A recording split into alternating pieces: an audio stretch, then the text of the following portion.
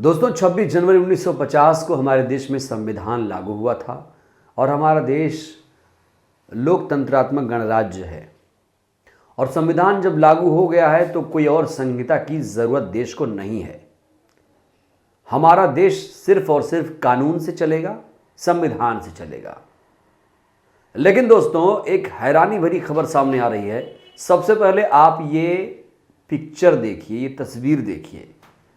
ये जो तस्वीर आप देख रहे हैं इस समय, ये तस्वीर राजस्थान हाई कोर्ट परिसर की है। यहां आप देख रहे हैं कि यहां पर लंबी सी हाई कोर्ट परिसर में लंबी सी एक मनु की मूर्ति लगाई गई है। मनु ने अपने हाथ में मनु स्मृति पकड़ रखा है। आपको पता है ये जो मूर्ति है ये लगाई कब गई थी? ये मूर्ति राजस्थान हाईकोर्ट परिसर में लगाई गई थी जुलाई 1989 में। जब से ये मूर्ति लगाई गई है तब से इस पर विवाद है और दिलीप मंडल ने इसको लेकर एक लेख भी लिखा है, क्योंकि आज इसको लेकर एक बहुत बड़ी खबर सामने आई है। इस मामले पर कोई भी एक्शन नहीं हुआ है अभी तक। और दिलीप मंडल ने लिखा है कि राजस्थान हाई कोर्ट में मनु की मूर्ति रहने या नहीं रहने को लेकर आचार्य धर्मेंद्र ने 1989 में हाई कोर्ट में केस किया। केस करने के 33 साल बाद फैसले की उम्मीद लिए धर्मेंद्र 2022 में दुनिया से चल बसे। हाई कोर्ट फैसला नहीं सुना रहा है। 8 साल से तो डेट ही नहीं पड़ रही थी, अब सुप्रीम कोर्ट बाकी है। अगर आत्मा होती है तो उनका ईश्वर उनकी आत्मा को शांति दे। दोस्तों कहने का मतलब यह है कि आचार्य धर्मेंद्र जी थे और जब से इस मूर्ति को स्थापित किया गया था आचार्य जी लगातार लड़ाई लड़ रहे थे कि भाई ये कानून का राज है। यहाँ पर अदालत में मनु का क्या काम। मनु को दोस्तों माना जाता है ये महिला विरोधी थे। इन्होंने एक मनु स्मृति रचा और उसमें किस तरीके से महिलाओं को नीच कहा गया और तमाम जाति वर्ण व्यवस्था की उसमें बात कही गई है। और इसको लेकर ये लगातार मांग उठ रही है कि राजस्थान हाईकोर्ट परिसर में इस मूर्ति का क्या काम है। मनु का देश थोड़ी है। कुछ लोग और हैं जो हिंदू राष्ट्र चाहते हैं और संविधान को ख़त्म करना चाहते हैं। वो इस देश को मनु स्मृति से चलाना चाहते हैं। वो चाहते हैं कि अब महिलाएं जो है, आधी आबादी जो है, वो दबी कुचली रहे। तो दोस्तों ये जो खबर है कहा जा रहा है, इस खबर में अपडेट अब ये आ रहा है कि अब हाई कोर्ट से कोई उम्मीद नहीं है।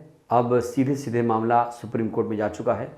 अब सुप्रीम कोर्ट से आखिरी उम्मीद बाकी है कि सुप्रीम कोर्ट ही इसमें कुछ करेगा। दोस्तों क्या आपको पता है जब से इस मूर्ति को स्थापित किया गया है इसमें, तब से लेकर बहुत सारे बड़े बड़े जो नेता हैं उन्होंने इसके लिए संघर्ष किया। खुद कांशीराम जी ने भी इसके लिए संघर्ष किया। 1996 की बात है, उन्होंने इसके लिए भी लंबी लड़ाई लड़ी थी। और कई सारे लोग हैं जो इसको लेकर समय समय पर लड़ते रहे हैं कि हाई कोर्ट में जो ये मूर्ति लगाई गई है वो उचित नहीं है, क्योंकि अब देश में संविधान है, देश में संविधान का राज है। और ऐसे में मनु की जो मूर्ति है वो कतई जायज़ नहीं है। आप खुद सोचिए दोस्तों, मनु स्मृति देश में बड़ा है या संविधान बड़ा है? मैं तो यही कहूँगा कि संविधान सबसे ऊपर है, सारे धर्म ग्रंथ से ऊपर है देश का संविधान। और देश का जब संविधान है तो किसी और विधान की हमारे देश को कोई ज़रूरत नहीं है। हमारे देश में संविधान है, इसीलिए हम सर्वोपरि हैं, इसीलिए हमारे देश की इज्जत पूरी दुनिया में होती है। हम दुनिया के सबसे बड़े लोकतंत्र में आते हैं और राजस्थान हाई कोर्ट में जो ये मूर्ति लगाई गई है मनु की मूर्ति, उसका यहाँ पर कोई काम नहीं है। मनु की मूर्ति अगर आपको लगानी है तो कहीं और लगाइए। आप हाई कोर्ट परिसर में इसको लगाकर क्या जताना चाहते हैं? और मुझे तो हैरानी हो रही है कि सरकार ने इसकी इजाज़त कैसे दे दी।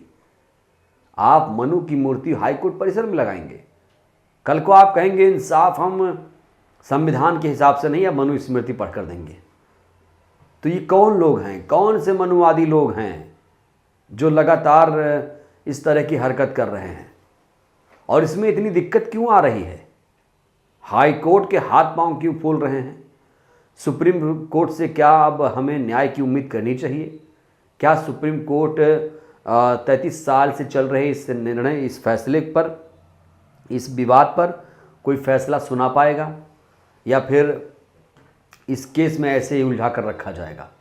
ज़रूरी है कि इसको लेकर न्याय होना चाहिए, एक फैसला लेना पड़ेगा, क्योंकि बहुजन समाज लगातार इसको लेकर संघर्ष कर रहा है। SC ST OBC माइनॉरिटीज़ के जो लोग हैं वो चाहते हैं कि मूर्ति यहाँ से हटा ली जाए और इस मूर्ति का हाई कोर्ट परिसर में कोई काम नहीं है।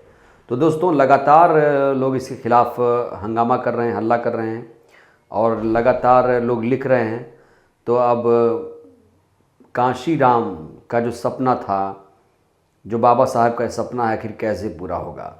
क्या हाई कोर्ट परिसर में लगी ये मूर्ति हटेगी? कांशी राम का सपना पूरा होगा?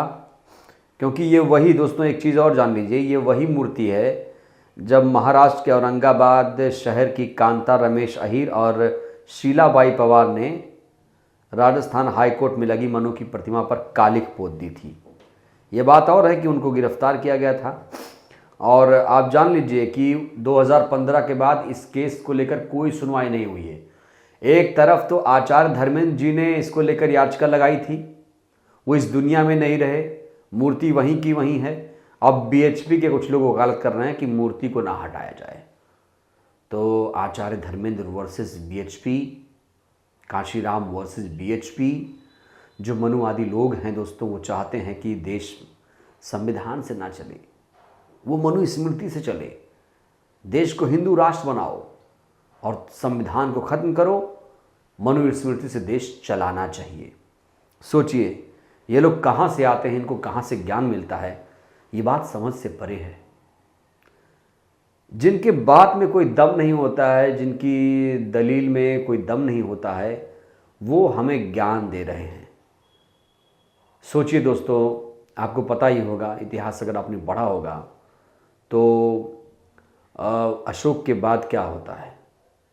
अशोक जब थे तो पूरा देश बौद्ध राष्ट्र हुआ करता था। Myanmar, Indonesia, Thailand, Laos, Cambodia, Japan, China तक, श्रीलंका तक बुद्ध के धम्म का प्रचार किया गया।